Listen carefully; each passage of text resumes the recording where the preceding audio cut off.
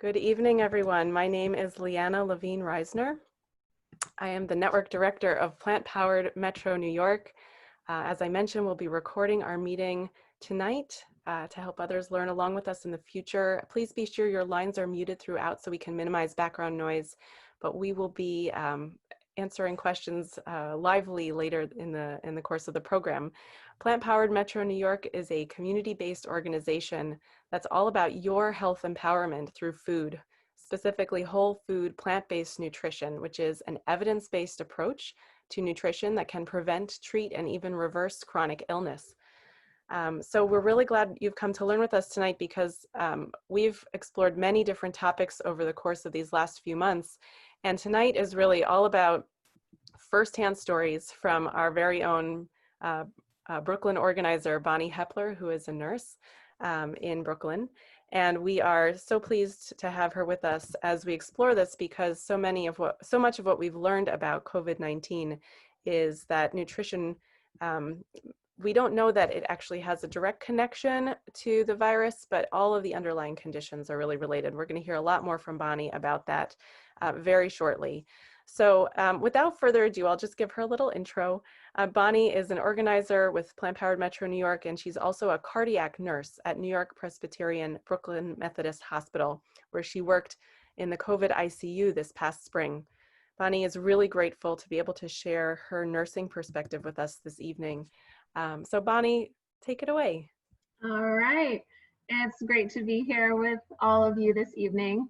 I'm going to try to share my screen and get some slides going. And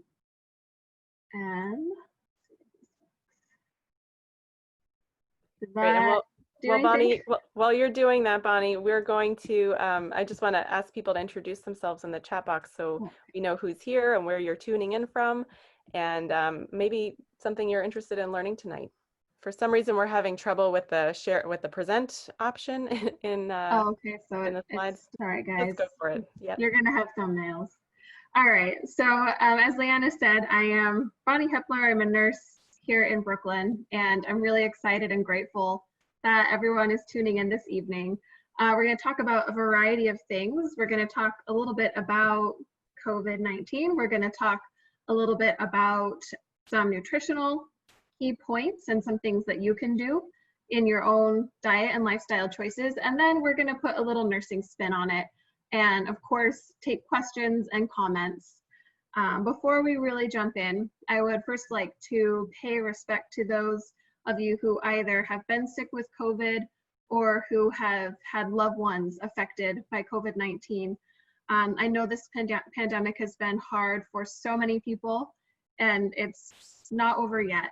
I'd also like to acknowledge healthcare providers and frontline responders, essential workers in other areas of the world who are still fighting. I think we've had a nice summer here in New York, and we've had a little bit of a break. And so I just would like to also acknowledge those folks who are still fighting. I'm hoping we can learn together this evening. We can learn how to take care of one another so that we can come through this pandemic stronger and more united as a community. I'm also only going to say this part once. Please continue to wear a mask. Please do not buy into conspiracy theories around COVID-19. Okay, so the first slide looks a little bit scientific, right? We have this lovely diagram of a COVID-19 viral particle. Prior to becoming a nurse, I graduated in microbiology. So understanding a little bit about the microbiology of this virus is interesting to me. And I think it's important to get our facts straight. So first of all, what is a coronavirus? Coronavirus is actually a family of viruses. It's a group of 4 different viruses that disease in humans, some don't. Over the course of your life, you have been infected most likely by a coronavirus before. Not necessarily, hopefully not necessarily by SARS-CoV-2, but there are other types of coronaviruses that cause what we know as the common cold. SARS-CoV-2 in particular is the new virus that is causing this pandemic that has never been seen before 2019. Coronaviruses were responsible for the MERS and the SARS outbreaks earlier this century. So the official name of this virus is SARS-CoV-2. That stands for Severe Acute Respiratory Syndrome Coronavirus 2. The disease that it causes is COVID-19, which stands for Coronavirus Disease 2019. Throughout this presentation, I'm probably going to use a mix of terms, COVID-19, COVID, coronavirus, simply because that is how we speak colloquially, so it's just natural to use those terms that way. I'd also like to speak a little bit about what we know at this point as far as droplet versus airborne transmission. Droplet transmission means that a virus or another type of infectious organism is transmitted between hosts in particles of moisture that are heavier than the air. So they come out of our mouths and noses when we talk, sing, laugh, breathe, sneeze. They hang in the air and just fall to the ground within about 3 to 6 feet of our face. That's where we get the 6-foot social distancing guideline that says keep 6 feet apart, because out in the community, SARS-CoV-2 is spread by droplet transmission. Airborne transmission means that an infectious organism is able to be suspended and hang in the air. It might be in teeny tiny moisture droplets. It might be hanging on a little dust particle. There are certain types of infectious organisms that are transmitted in an airborne manner. What we know to date is that there are only very limited clinical situations where healthcare providers need to be concerned about airborne transmission. For those of us out about in the community, we're talking droplet transmission, and that's where we get that stay 6 feet apart and wear your mask guidance. So what is a pandemic? Well, we're living in it. This is what a pandemic is.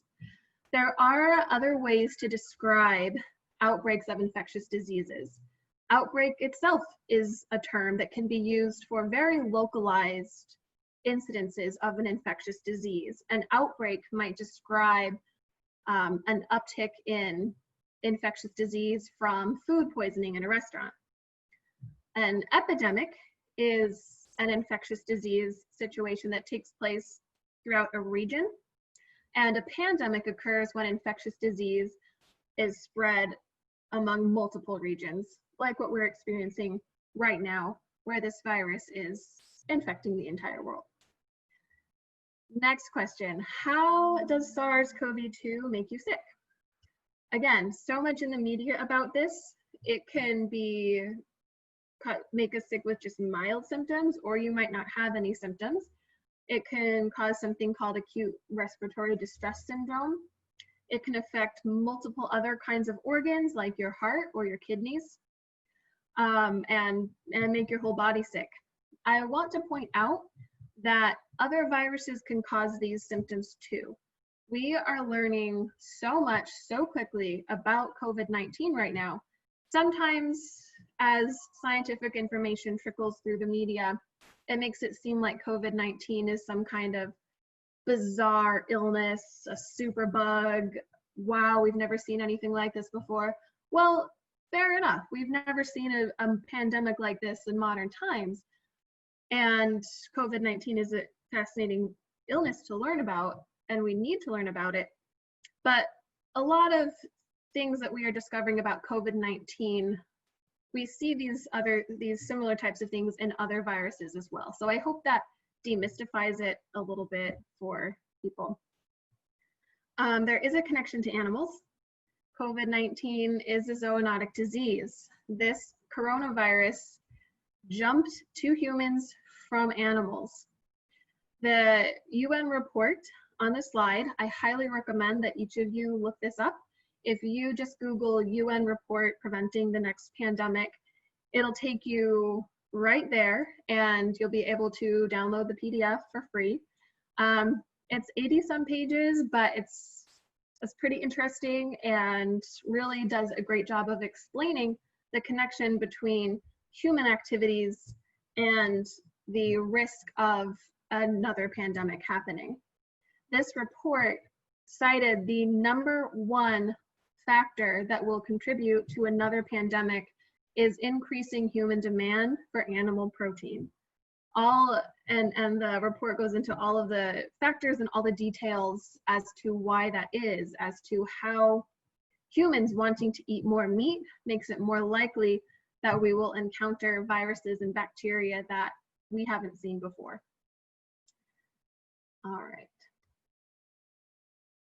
So as with most of you, I spent last winter reading up on all of these technicalities, watching the virus spread, wondering what was going to happen next. When is it going to come to New York? As stories from Italy filled the news, I was increasingly confident that New York City was next. It's seemed kind of inevitable. All the panic buying and hoarding of paper goods didn't make a whole lot of sense to me, but I did try to prepare myself in other ways. I tried to think about where I was at as far as my own mental, emotional, and physical preparedness. Even at that, I don't think I could have been fully ready for what was to come. So at the end of March, I show up to work one morning, and my lovely little cardiac unit, practically in the snap of the fingers, had been transformed into what would become a COVID ICU. This was a startling transition. My entire nursing specialty had abruptly changed overnight. I have spent my entire nursing career in cardiac care, and now suddenly I was being asked to work a completely different specialty that not only had I never trained in, but nobody had ever trained in. Nobody knew what we were up against. COVID-19 is a brand new illness. There was no resource manual, no research papers, no evidence-based practice, no known treatment that was actually safe and effective. All we had were suggestions coming out of China and Italy. Oh, we tried this, it kind of seemed to work. And that's all we had to go on. Nursing is a profession that really prides itself on practicing based on the evidence. So to be faced with this new nursing specialty, this new patient population that were all infected with this virus that we didn't know much about, and we didn't have any evidence to guide our treatment, that was a very overwhelming feeling. Very scary. And we did the best we could.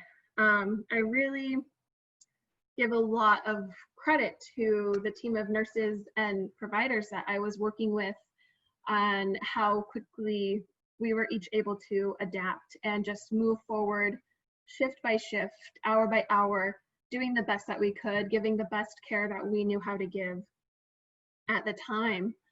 I'm not going to share super specific detailed stories about particular patients or particular situations because I emotionally won't be able to handle sharing those stories. But if you are particularly curious, we can talk offline. But I will say that personal accounts that have been shared in the news media and over social media align with my own experiences. What you're looking at on the slide is a picture of an ICU patient setup. Now, different specific types of patients and different hospital systems don't all use exactly the same equipment. Some patients need one particular resource, others need this particular setup, but it gives you an idea of what is so intensive about intensive care. The news media would, in the springtime, go into hospitals and show footage of what's going on in a COVID ICU, and you would see patients hooked up to machines who looked like they were asleep. And that frustrated me a little bit because seeing patients who are like this, like, first of all, they're not physiologically asleep, they're sedated. It's a different thing. And it doesn't have the visual impact of looking at like a burned out car or a bombed out building. But it was no less intense and challenging and scary than being in a visually different type of situation. Intensive care is exactly that. It's very intensive. When you have patients that are critically ill, to this level, and they are sedated and they're on ventilators, the nurse becomes responsible for monitoring and addressing every aspect of that patient's organ function and well-being. It is possible as an ICU nurse to have a patient who is so sick that one patient will keep one nurse busy for her entire 12-hour shift. When we were in the worst of the COVID pandemic, we had 3 to 4 ICU patients per nurse. Normally your ratio is only 1 to 2. So to go not only into like a totally foreign specialty, but to have double the number of patients was like beyond words. It was completely astonishing and overwhelming. So how did I respond to that? How did I adapt to it? I invented a new specialty that I decided in my head to call pandemic nursing. This is a picture of me, I must have been March, because I remember feeling somewhat cheerful when that picture was taken. So I know that it was at the beginning of the pandemic before I had any idea what was really coming my way. But pandemic nursing is how I mentally got myself through this crisis. And I tried to talk it up and share it among my colleagues. As challenging and as heartbreaking as this time was, we as nurses knew that we were also breaking new ground. Modern nursing has never responded to a global pandemic before, and I am deeply proud of what myself and my colleagues were able to do in the care that we provided for our patients. I stand in awe of the courage and dedication that I witnessed every day among the team that I worked with. We faced unique resource limitations that we hadn't been able to foresee. We ran out of medications and equipment that we just never thought. Like, who would have thought you could run out of this? But we did. But we had to find inventive ways around that. It required that we triage patient care in ways that isn't usually done in the inpatient hospital setting.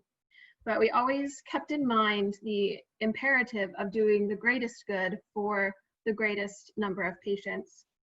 I also owe gratitude to some mass casualty response training that I received throughout my military career. I really relied on that training to keep my head in the right space, and I am really grateful for the support that I also received from my military family. So, processing but not powerless. I think that sums up how I've been feeling this summer. I'm telling myself it is okay to feel the feels, and I want to tell that to each of you. It is okay to feel, to wonder, to grieve. It's okay to be processing. But I also want you to know that there are things that we can do to prepare ourselves and to help ourselves be more resilient. We must keep going, and we must learn to live with and live through this pandemic. We need to also look out for each other and keep in mind that we aren't meant to go through hard things alone. So whatever that looks like for you and your particular circumstances, reach out, check in with each other. So I'd like to move now to talking about some more actionable points that will help empower you to be in charge of your health and your well-being. One caveat that Leanna touched on briefly in the beginning of this evening's event, that COVID-19 is a brand new disease and we are still learning a lot about it. We don't yet have the studies to be able to directly draw conclusions between dietary choices and COVID-19 outcomes. For example, we don't have data to say, eat this type of salad and you will not get this disease. We can't say that. We don't have the evidence to support that. We do, however, have decades of research on thousands and thousands of people that shows how whole food plant-based diets reduce the risk of chronic disease, improve the status of chronic disease within individual patients, and also how whole foods, plant-based diets can help our immune system more effectively fight off infections and allow our bodies to recover more quickly and develop more robust immunity to that infection going forward. So first up, let's stay on the theme of immunity. I don't know everybody's exact background, but I'm assuming there's some of you who are in fields other than healthcare. So I'd like to explain a little bit about what the immune system is. It's exactly that. It's a system. It's a broad and complicated topic. You've probably heard in the news, antigen, antibody, and let's talk a little bit about what those things are first. So an antigen is any type of foreign particle that your immune system recognizes could be a threat.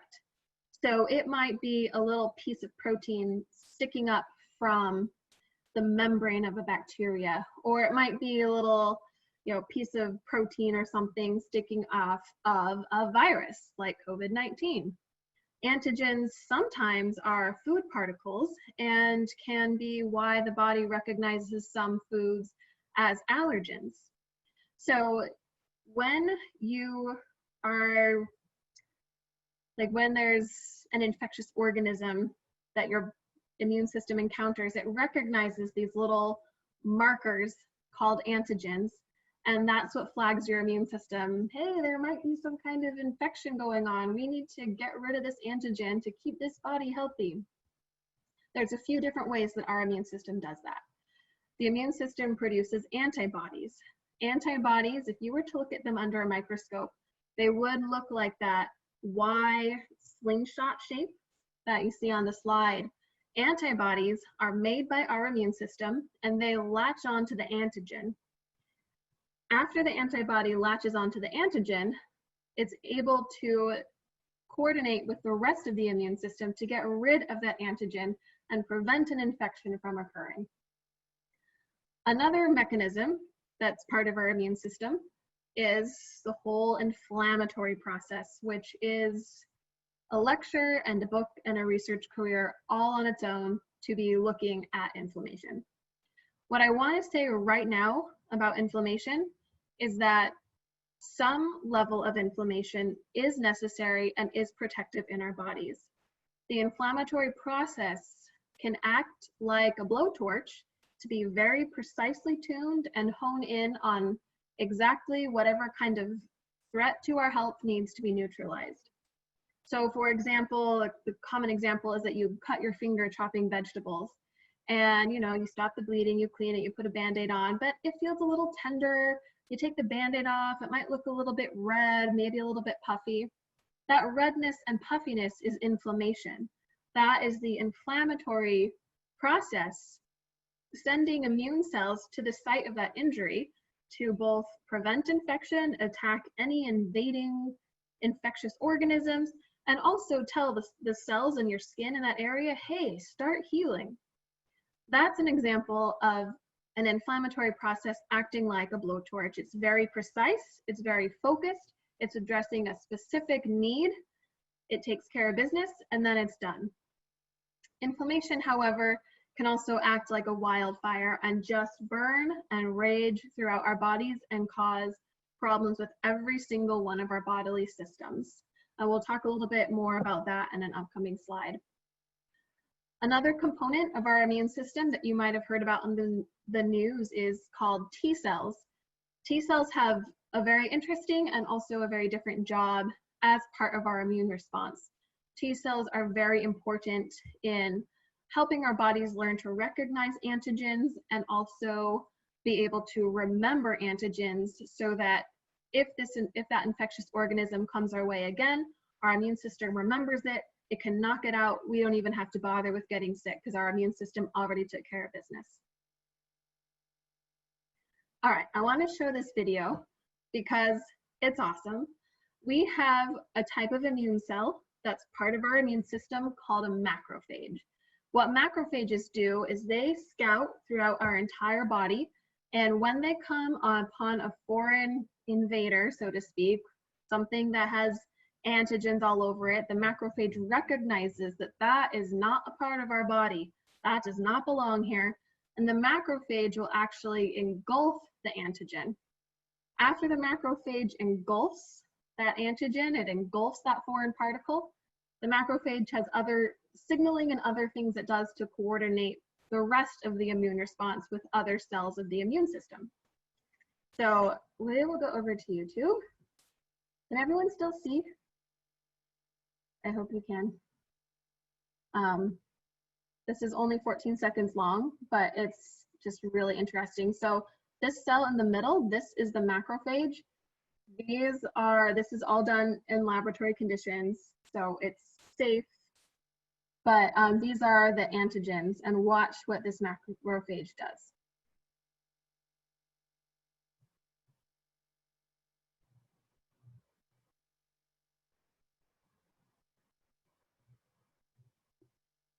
It pulls this little guy right in. And from there, the macrophage is able to interact with the rest of the immune system and take care of business. All right, any questions so far? So I said we'd get back to inflammation, and here we are. So inflammation, as I mentioned, is a part of our immune response. This quote is a little bit wordy, but it talks about a lot of really important parts of inflammation that helps us understand what inflammation is and why we need to pay attention to it. So I'm going to read it and then we'll break it down. So proper inflammatory responses provide broad spectrum protection against infections and orchestrate long-term adaptive immunity towards specific pathogens. In contrast, chronic and uncontrolled inflammation often inflicts severe tissue damage, resulting in major pathogenicity from overzealous immune responses. So, this is the blowtorch versus the wildfire example that I gave earlier. Proper inflammatory responses, that's your blowtorch. That provides broad spectrum protection against infections.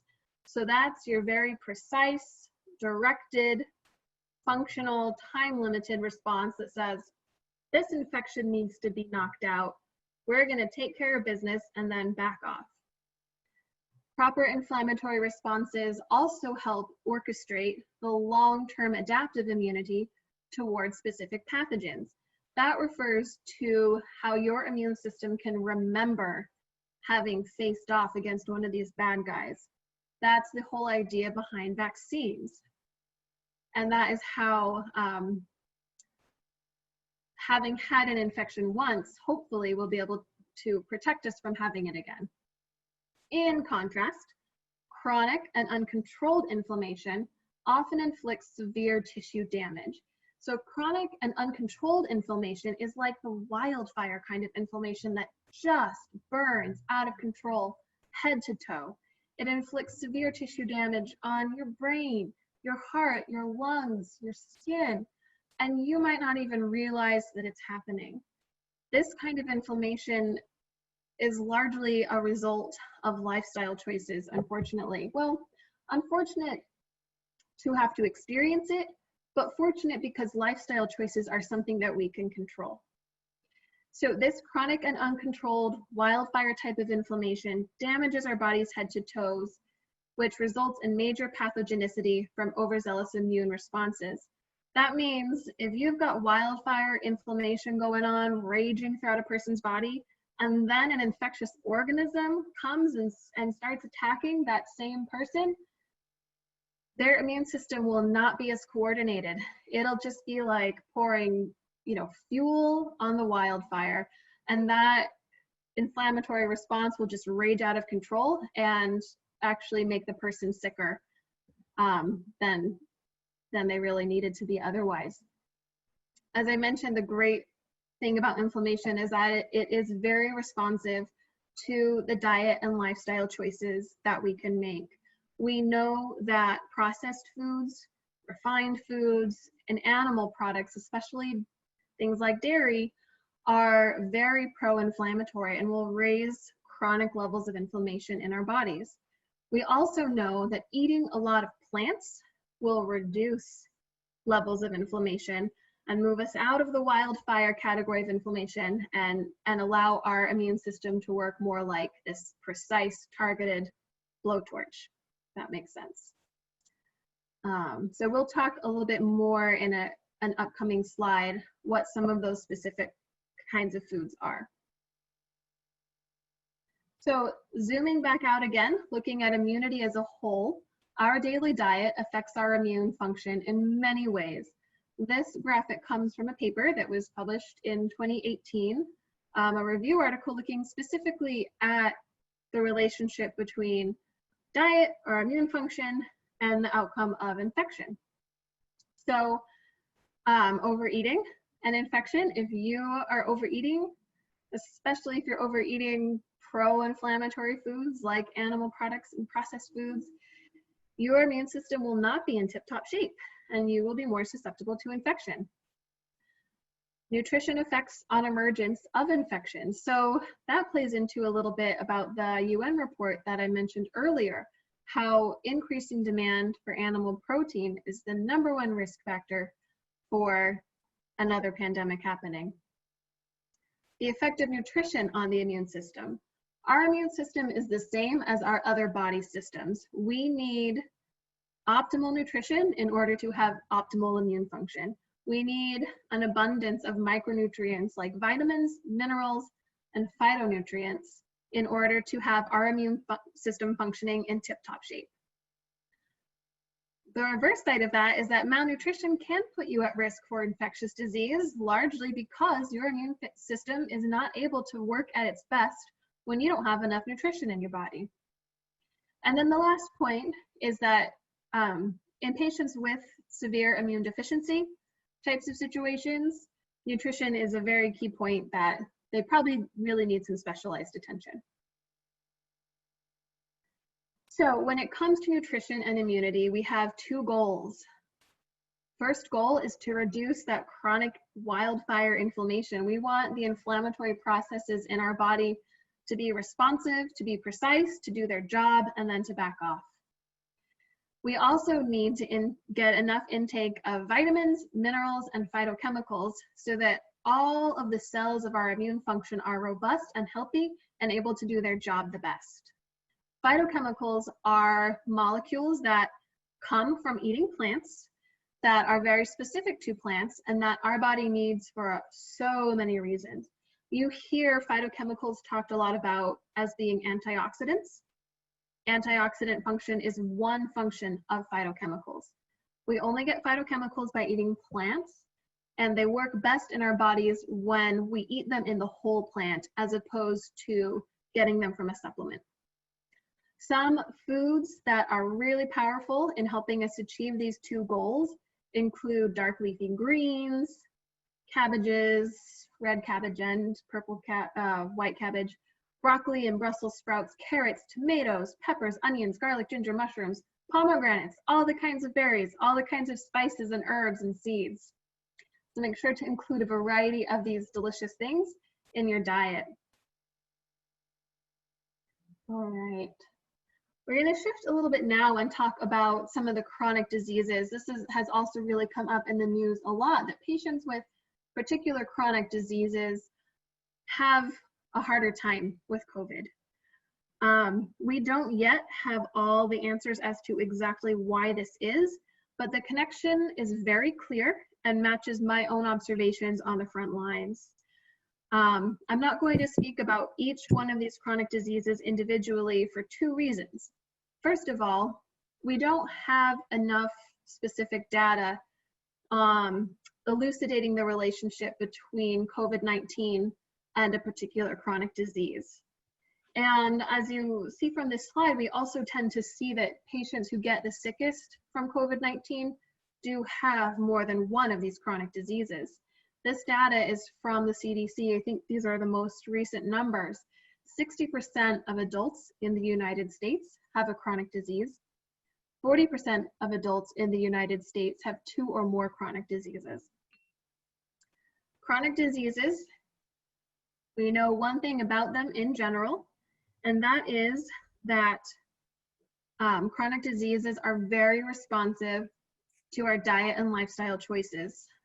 Environmental factors, genetic factors play some role, but that pales in comparison to the impact that our diet and lifestyle choices have on our chronic disease risk. All right, so these are the top 4 chronic diseases, also known as comorbidities, that we see talked about with COVID-19. Again, this lines up with my observations and the patients that I took care of. And it also lines up with data that the New York City Department of Health and Mental Hygiene has collected throughout this pandemic. I give them a lot of credit. They collected a lot of really great data that I obsessively checked day by day as all of this was going on throughout the springtime. And this data I'm now seeing looked at by researchers all over the world as they are trying to unpack this pandemic and see what we can learn from it and develop treatments and things like that. So big shout out to that, the Department of Health and Mental Hygiene. So these points on this slide, again, this is some examples of the direction that research is moving, some questions that are being asked, but these are not firm conclusions.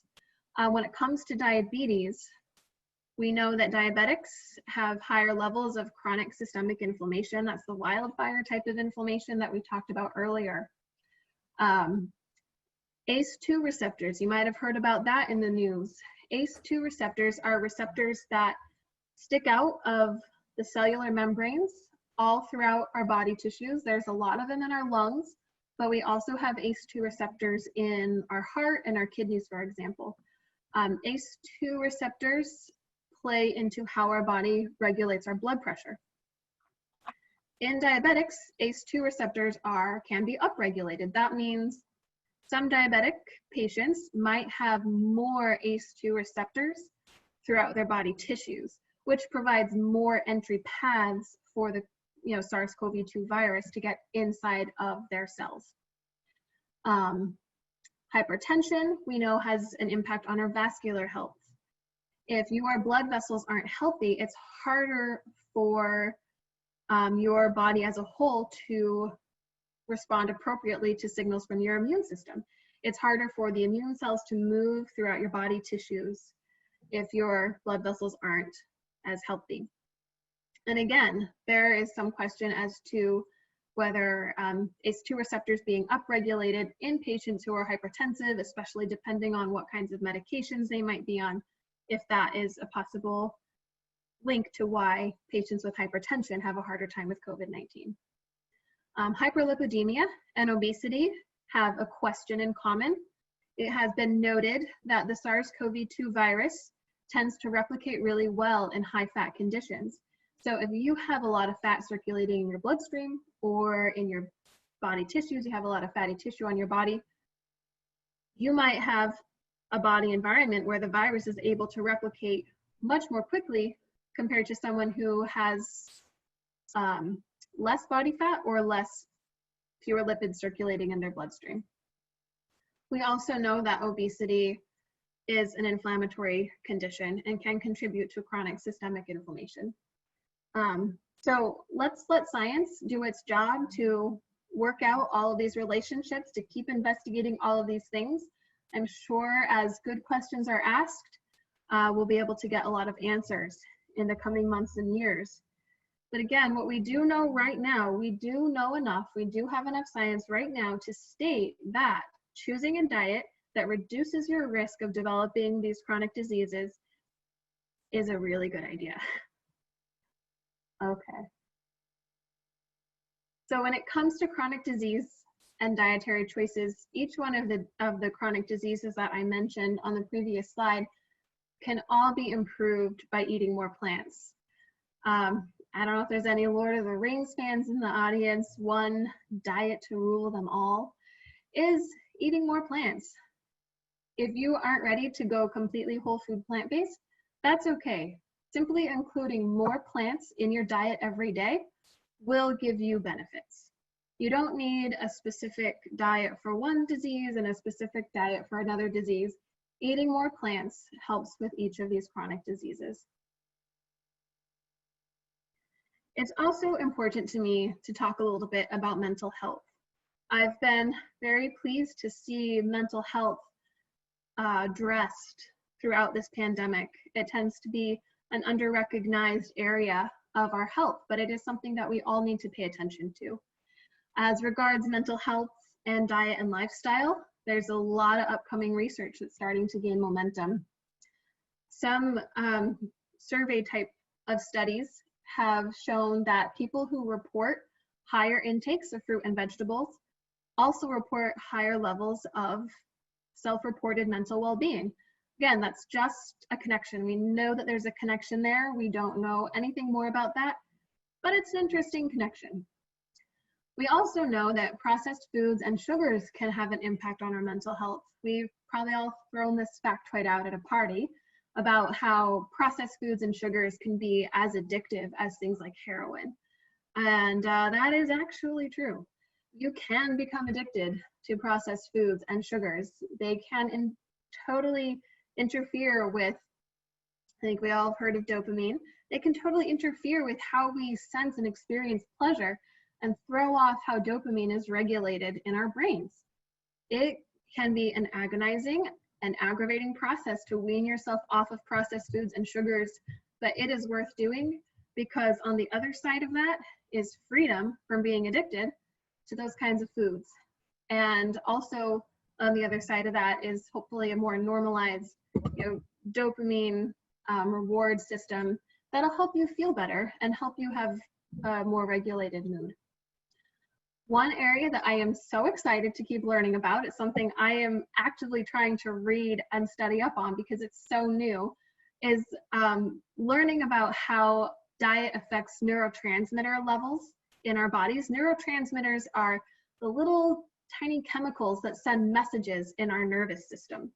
So when you move your arm, you've got neurotransmitters in action from your brain to the muscles in your arm, telling your arm to move. We can't really do anything without neurotransmitters. They're completely essential. Neurotransmitters are also essential for helping to regulate our mood and having clear thought processes. There's so much research coming out now as well on something called the gut-brain connection.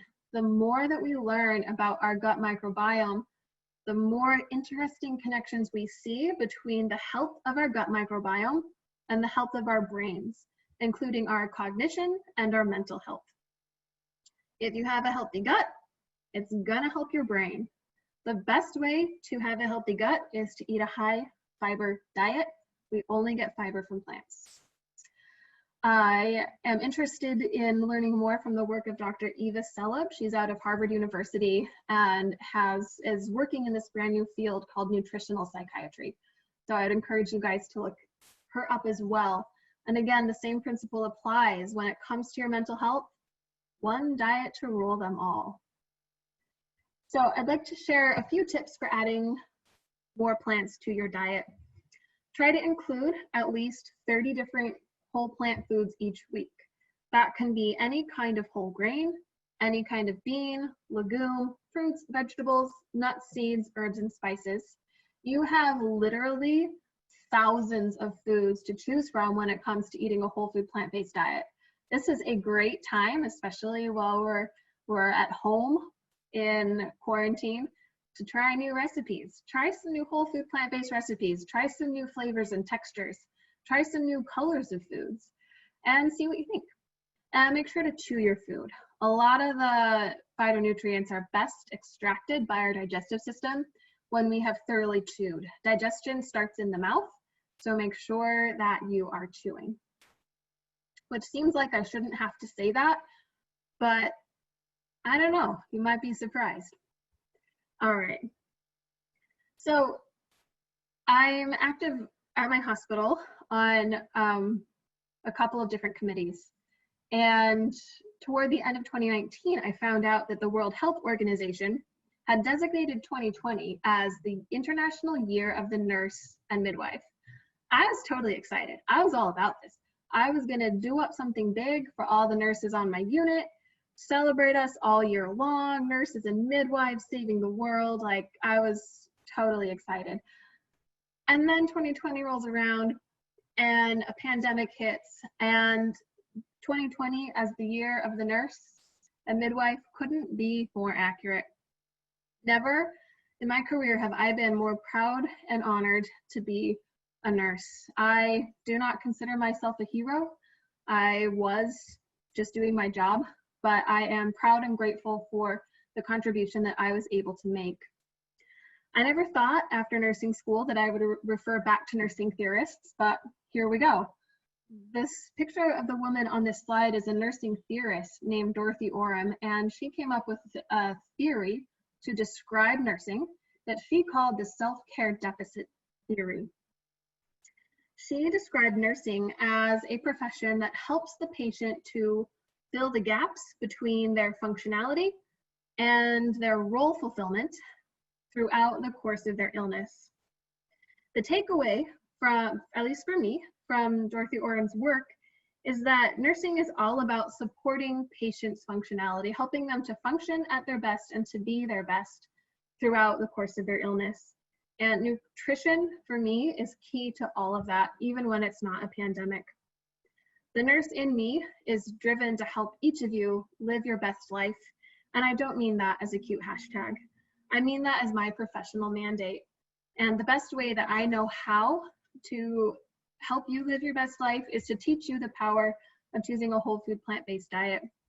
And that is the nursing perspective: prevention, advocacy, patient education, and patient empowerment. Plants can save your life, especially when it's a pandemic. If you would like to learn more, screenshot this slide. These are some websites and some books that I have found really helpful in understanding what a whole food plant-based diet is and understanding the impact that it has on our health and well-being. And if you would like to connect with us at Plant Powered Metro New York, maybe you are already, maybe you're new, we'd love to have you. We have ongoing events and educational opportunities, mentoring opportunities, or if you'd like to reach out to me anytime, you're welcome to do that. My contact information is there on the slide as well. So thank you, everybody. And what questions do we have? Thanks so much, Bonnie. This is really incredible to hear your perspective on everything.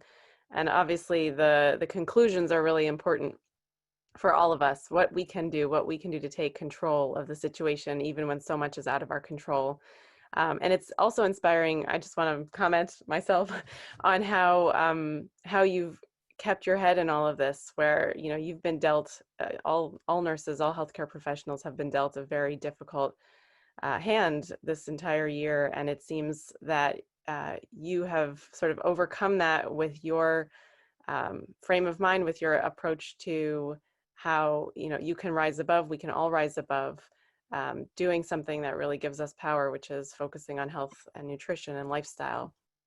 I'm going to go into some questions here. First, Enrica Sacca, who is our Queens organizer, joining us on the call. I wanted to ask Enrica to kick off Q&A. Do you want to start it off, Enrica? Sure. We had some questions earlier in the night about what actual foods you would recommend, Bonnie, for breakfast, for lunch. Sure. Like, let's see. I would say what actual foods I would recommend. Anything that you're going to eat and enjoy, especially for people who are trying to transition to eating more plants. If there's a like your entry food that maybe you love oatmeal and you can stir in some nut butter and some fruit, and that's going to help you move away from processed breakfast cereals, that's, you know, those types of foods are great. If you love rice, maybe you switch to brown rice instead of white rice. Other particular foods that I would really recommend for immunity and for preventing chronic disease, obviously grains and vegetables that are high in fiber, because those are the kinds of foods that will help support a healthy microbiome, and our prime immune function is hugely tied into having a really robust and vibrant gut microbiome. And then any foods that are like dark and rich in color, and to make sure to include the whole rainbow of colors. Those are the foods that have really high phytonutrient levels. So think bright, deep, rich, beautiful colors, like when you're going to make a salad, you know, pick your dark leafy greens over the iceberg lettuce. So. Bonnie, when you go to work as a nurse, what do you bring to feed yourself in the middle of your shift? Leftovers, leftovers from whatever I made. Honestly, sometimes I have to run out for a sandwich. Sometimes I just don't have time in the morning, but there's a couple places that do a really good tofu banh mi near me. So sometimes that's the best option. But I always try to bring at least fresh fruit and just usually any leftovers from whatever I cooked for dinner previously. Great.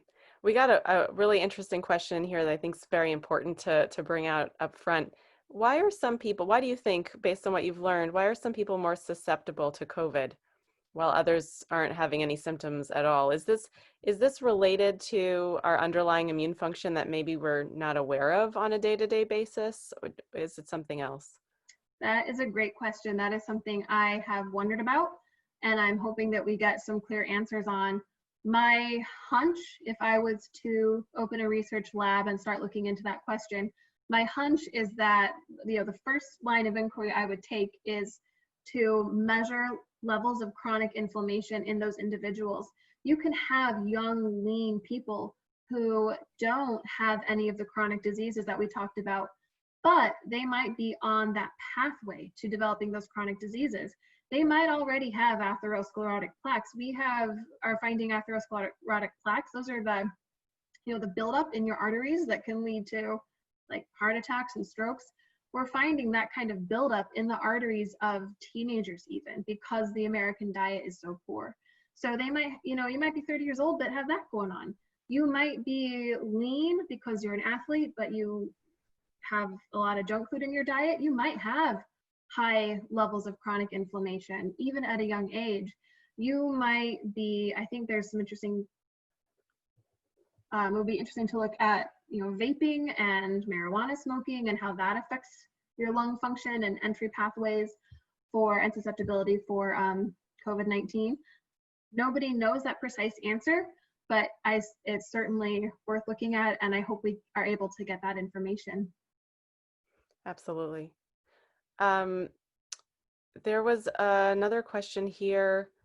People with specific diet questions related to specific diseases. Hashimoto's, for example, a thyroid condition, people who have sort of autoimmune conditions. Can you comment on the difference between an autoimmune reaction and what we're seeing with COVID, and how those might be addressed maybe with the same nutrition, or maybe they need something a little different? Sure, yeah. So autoimmune conditions are when your immune system, for those who don't know, attacks your own body as though your own body cells were invaders. I have a couple of resources to recommend because I'm a cardiac nurse. That's not my precise area of expertise. But as to looking at autoimmune conditions and things like Hashimoto's, I think was mentioned, those kinds of conditions do respond very well to whole food plant-based diets. There may be some specific things that you need to look at. Dr. Neil Barnard wrote a book called Your Body in Balance that talks about hormonal types of things and how those are related to your diet. I recommend that book. And then Dr. Sarai Stancic, I think is her name. She has done some work with autoimmune conditions, as well as another physician. I just bookmarked her book to buy myself. Brooke Goldner. Yes, that's exactly who it is. That is like her specialty. So for more details on autoimmune conditions and diet, look her up. That is her passion and her specialty. Great. I'm going to put these in the chat box for everybody to look into. Susan just wrote, I understand that responsibility for COVID-19 has been switched from one agency to another in New York City, and that responsibility for the data aggregation shifted from the CDC to the White House. Can you comment on any of this? Is current data reporting sufficient to satisfy the needs of researchers to unpack COVID-19 spread? That is an interesting question. I'm not totally sure how New York City is handling its data, but I did hear something about what shifting data aggregation from the CDC and not reporting to the CDC, but reporting straight to the White House. Honestly, I'll be totally blunt. I am deliberately ignorant at times of what's going on in the White House these days because it is so painful. There is enough pain with this pandemic. So I don't have a whole lot of information about data aggregation shifting from CDC responsibility to White House responsibility. But I will say that historically the CDC has been a highly regarded agency worldwide, one of the global experts on communicable diseases, and to see anything going on that makes it harder for the CDC to do its job with excellence only hurts all of us. So, Hear that, yeah. Somebody asked, what are some new things that have been discovered from people with COVID, new symptoms or the ways that it's affecting the body? I was actually interested to hear you say that other viruses also affect many different organs and have many different manifestations in people. And how much is this virus actually different? What do you see? What have you seen? yeah, so to the first point, we have seen this virus affect like every body system. One thing, you know, everybody was talking about, oh, COVID and the lungs and ventilators. One thing that we found in so many of our patients was that they all also went into kidney failure. Your kidneys can fail for a variety of reasons. However, I think that COVID directly attacking the kidney is a likely part of that. We've also had patients, you know, go into heart failure. The same ACE2 receptors that I mentioned. So like, okay, I'll use my hand. I don't know if you guys can see, like I have this ring on my finger. So say that my hand is a body cell and this ring is the ACE2 receptor. The COVID virus comes up like this and it latches onto the ACE2 receptor and is able to get inside of our cells that way. So viruses can't replicate and make us sick unless they first get inside our body cells. So the ACE2 receptors are like the little doorway that lets the virus inside of our body cells. And we have a lot of ACE2 receptors in our lungs. We also have a lot of ACE2 receptors in our heart and in our kidneys. So I think that the virus was likely getting inside of those tissues and causing heart failure and causing kidney failure. That's one of the problems we ran into, and we had not anticipated that because we hadn't seen information on kidney failure coming out of China or Italy. We ran out of dialysis capabilities, and that was one of the difficult triage choices that we had to make, is that we didn't have enough dialysis resources to be able to fully, you know, give the level of care we would normally give. And that, you know, we were only able to do the best we could with what we had, but that was a hard thing. The second part of the question, oh yeah, strokes. You probably heard a lot about that in the media, that young people having strokes. I was just reading about that. I was just reading about it, so it might not have totally stuck in my mind, but some of the ways that COVID-19 can affect, because of these same mechanisms we've just been talking about, COVID-19 can affect how your blood clots, and they think that could be why it's causing strokes. And then I don't remember the other part of the question that you asked. Gonna go back and look. Give me a second. Oh, just new symptoms. I think you covered that. Right. I actually wonder, Bonnie, you had explained a little bit to our team many months ago about mucus and how it's experienced in the ICU. Can you share a little bit more about that? Because I think that's an interesting illustration of the inflammatory process that everybody might be interested in hearing about.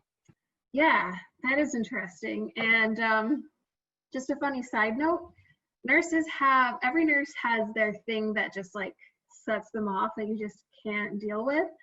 And it's like there's two camps. Like, you either are totally grossed out by like flakes of dry skin, or you're totally grossed out by mucus. I'm totally grossed out by mucus, but I will talk to you guys about mucus. So So sorry for the trigger, Bonnie. That's totally fine. So mucus actually has a really important job in our bodies. When you get a respiratory infection, yeah, you cough and you cough up mucus, and it's yucky and it's hard work to cough that up. But what that mucus does is it helps, one of the things it does, it helps trap all of the infectious organisms, and it traps them into this sticky little bundle that you then cough out. And so when you're coughing out mucus, you're essentially coughing out the bad guys. It also, after your immune system like kills some of the bad guys, the mucus also helps clean out all that debris. So mucus is also a way to like clean up all of the, you know, damage and debris from actually fighting the infection. So mucus has very important roles in immunity, and yeah, it does a very important job. It's not just a nuisance, it's actually helping us. Great, thanks. Enrica, do you want to take a few more questions here? Oops, I'm gonna get you unmuted, hold on. Can I jump in with a question on, as a cardiac nurse, is there anything you can tell us about nitric oxide? I think it's fascinating. It was discovered 20 years ago. Is there any connection between this wonderful gas and this vascular system and what's going on with COVID? Sure, yeah. So I don't know that there's any specific research on nitric oxide and COVID in particular, but we know that whole food plant-based diets help our endothelial cells produce more nitric oxide, which is a little chemical that doesn't last very long. It's like it spurts out and our cells respond to it and then it goes away. But what it does is it helps the cells that line, so the cells lining our blood vessels, it helps, they respond to it, and it helps our blood vessels be able to open up so that we can get good blood flow. So nitric oxide, having good nitric oxide production is important just for your overall vascular health. And as far as making sure that all of your body tissues are able to get good blood flow, that will help your body be more resilient. If your tissues are getting good blood flow, then you are getting good oxygenation, good nutrients to all your body cells. You're able to clear away all the debris and, you know, keep all of your tissues and all your organs in tip-top shape. So as far as nitric oxide, you know, helps with your vascular health, yeah, but as far as any specific connections to COVID-19, I haven't seen that talked about, but. Gotcha. Thanks, Bonnie. We're going to keep going with Q&A for probably another 10 minutes, just so we can get all the questions that have come in through the chat box here. Enrica, do you want to grab one of these here? Yeah, we had a question here regarding droplets.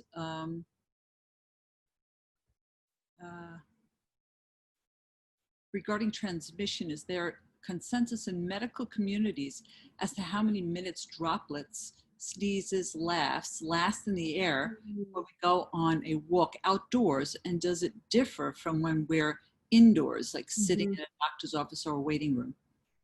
That is a great question. That is the question du jour. So droplets, like the droplets that are coming out of my mouth as I am talking to all of you on Zoom, those are the droplets that are just going to fall to the ground within 3 to 6 feet of my face, that, you know, and then that's it. Sneezes, because they come out at such high velocity, I don't remember exactly, but I think some sneezes have been clocked at like 100 miles an hour. I'm sure you could Google that and find out. But because those particles come out at such a high velocity, they can really spread, and they can be tinier than droplets that come out of your mouth just as you talk or laugh. So sneeze particles can take a little bit longer to fall to the ground than like talking or laughing particles. It's not quite the same as the airborne transmission. Airborne transmission really means that something is like suspended for several hours in the air. And sometimes, you know, the infectious particle is latched onto a dust particle, for example. And then as far as indoors versus outdoors, yeah, outdoors has enough airflow that, you know, things just are constantly kind of in flux. There's a catchphrase, dilution is the solution to pollution. And I would say that applies in all of our outdoor dining situations that, yeah, people take their mask off to talk and eat, but the tables are spaced far apart and you're outdoors where the air is constantly moving. And, you know, we've really been pretty safe with it here in New York City.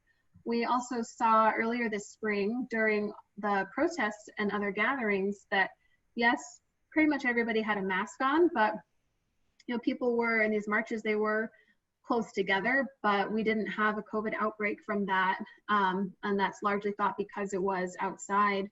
When you move indoors, you don't have that same airflow, and sometimes air is recirculated. And that is why we see influenza spiking in the wintertime when everybody moves indoors as well. So influenza and COVID shares that mechanism with influenza. Influenza is also transmitted via droplet transmission.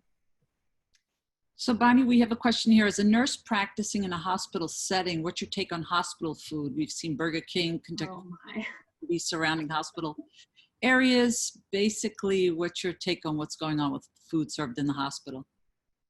It's abysmal, and I don't mean to knock my fellow employees, but the systems that put hospital food into play, they are not feeding patients the best food for health and recovery. I used to work at a hospital that had a Dunkin's in the lobby. I know it's common for fast food restaurants to be in lobbies and in cafeterias and hospitals. And for a while, I would walk past on my way to my cardiac unit, this sign that was advertising like glazed donuts with like cheese and bacon and an egg in between two glazed donuts instead of having like an English muffin.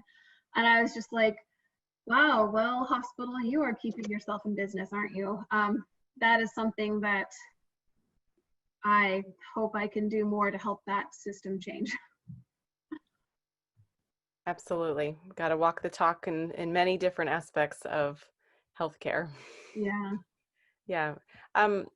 Going back to the idea of indoors versus outdoors, Mitch brings up a good question. How did the frontline workers where you were working, how do they fare in relation to contracting COVID? Yeah, a lot of them got sick. Yeah, if I did get sick, I barely noticed. But I did have several coworkers who were out sick. So, you know, we were pretty fortunate where I work. We were able to have a clean mask every day, and we had a pretty good PPE situation. I give a lot of credit to my managers for that. They really had our backs and really looked out for us. But you know, you're just so immersed in it that my coworkers thankfully all recovered, but many of them did get sick.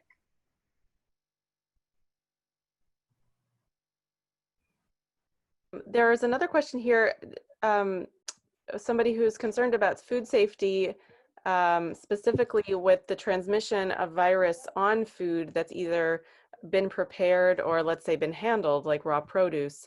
Do you have any comments on that, especially as it relates to your injunction that we all eat more plant foods? How do you reconcile those? That's a great question. I haven't seen outbreaks specifically associated with eating raw foods. We know that there were outbreaks at meat packing factories. Hopefully that's not a concern for anybody here. But as far as eating like raw fruits and vegetables, you know what? You can take them home. You can wash them. You can wash the virus right off the same way that you would wash it off of your hands. There are different products out there to be able to wash produce. I imagine you could also use a dilute vinegar. I haven't really looked that up in detail because it's not something that I've personally had a problem with or seen being a huge concern. If you are concerned about it, you could transition to eating mostly just cooked vegetables. You'll still get the nutritional benefits, and cooking will absolutely destroy any COVID-19. Related, somebody else asked me, are certain blood types more prone to getting the virus? And the reason why I'm thinking of these things similarly is that, you know, there are all these sort of smaller factors about each of us, what we come in contact with, what our personal body makeup is. Do these things matter? Do we know that they matter? Do we have the research? And tell us a little bit more about lifestyle and how much that matters compared to these other factors. Sure. So I would say for most factors, lifestyle choices, your diet, your exercise, your sleep, your stress management is absolutely tops, has the biggest impact more so than anything else. The blood type question is very interesting. I listened to a podcast, and again, I'm totally fuzzy on the details, so I'll see if I can do some Googling, but it might have, I don't even remember which podcast host it was, but there have been some interesting connections between blood type and susceptibility to COVID. We have also, on a separate track, have heard about blood type versus diet type. Those types of claims have not been scientifically substantiated. You know, there are not like certain foods that only certain blood types can eat. That's not evidence-based at all. But certain blood types being more resilient to COVID-19 infection, there are some interesting connections there that I encourage you to look up on your own, because I don't remember the details. I only heard the one podcast. But blood types are related to different particles, you know, poking out of your blood cells. And because of those differences, that is the mechanism. They think that some blood types might respond differently to COVID. So yeah, if you look it up, this is what you find. Yeah, do you happen to remember which whose podcast you were listening to, even if I not don't remember if it was the Exam Room or it might have been the Sharezize podcast. I wish that we can find it and circulate it to the folks who are joining us tonight. Yeah. I know somebody else also asked if the content on slide 20, if you could share that again. I don't know if there's something sure, simple yeah. you could pop into the chat box, or want to bring it up one more time. All right, I just did a quick Google search on the blood typing. This is from a reputable source, that is Harvard University. So just to get you started researching it, yeah, that seems to be like a valid thing. And then slide 20.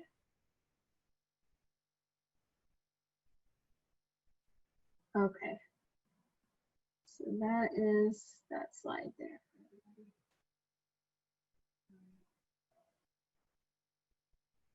Other questions?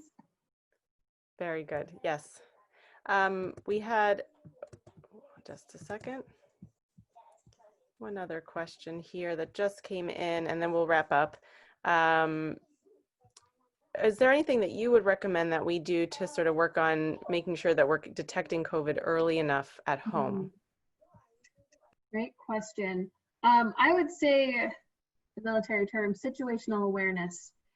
Because you can be infected and not know it, you might simply have a mild case. You might be asymptomatic, or you might be infected but not yet have signs and symptoms. I would say that simply being situationally aware is probably the top thing you can do to be able to quickly detect COVID at home.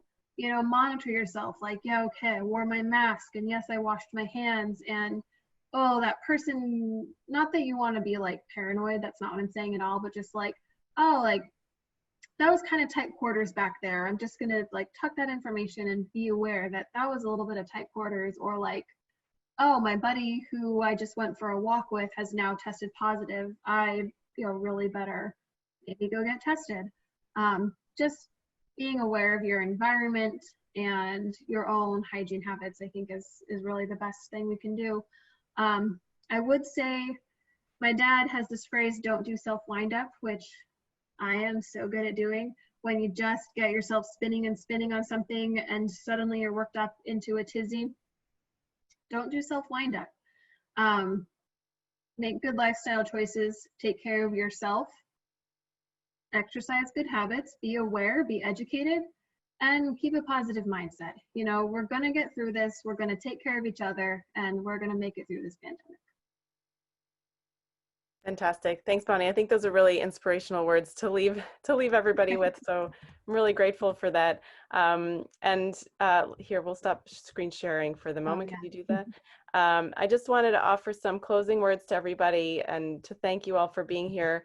Obviously, Bonnie's part of a much bigger team. She has her incredible nursing experience and then also her work with us in trying to help everybody be aware of how powerful food can be in fighting disease, hopefully to further our ability to fight infection, no matter what kind of disease it might be, infectious or chronic. I want to encourage everybody to visit our website, plantpoweredmetrony.org or www.ppmny.org. You can sign up for our mailing list if you're not already on it, and we've got upcoming events. Most of our fall calendar hasn't been set yet, but it will be posted in the weeks ahead. So we hope you'll join us. We are going to do a mixture of things in the coming months which will help to build community around our ongoing mission of embracing whole food plant-based nutrition, while also continuing to offer you really important educational moments to dig into different diseases or different age brackets and make sure that you have the tools that you need to take your health under control with food. And last thing I'll just say, since I am sort of leading all of this, is to encourage you, if you've been a part of our series and are inspired by everything we've been doing, we would love to have your financial support as well. And of course, this is a difficult time to ask, as many people have been impacted on many different levels, including economically, financially, emotionally. If you have the means to give, we would very much appreciate a donation. So you can just click on the donate page of our website and make a donation there. And of course, approach us, talk to us. We love to talk to people and want to partner with you and the organizations that you are a part of so that we can bring our health promoting message to as many people as possible. So let us know if you have ideas for where we can take this next. And I'm just going to put a general email that you can use to get in touch with us. And with that, I'm going to wish you a very wonderful evening and many happy days ahead of lovely plant foods on your plate. Eat the rainbow, and let's get through this difficult time together. Have a great night. Take care. Thanks, everybody.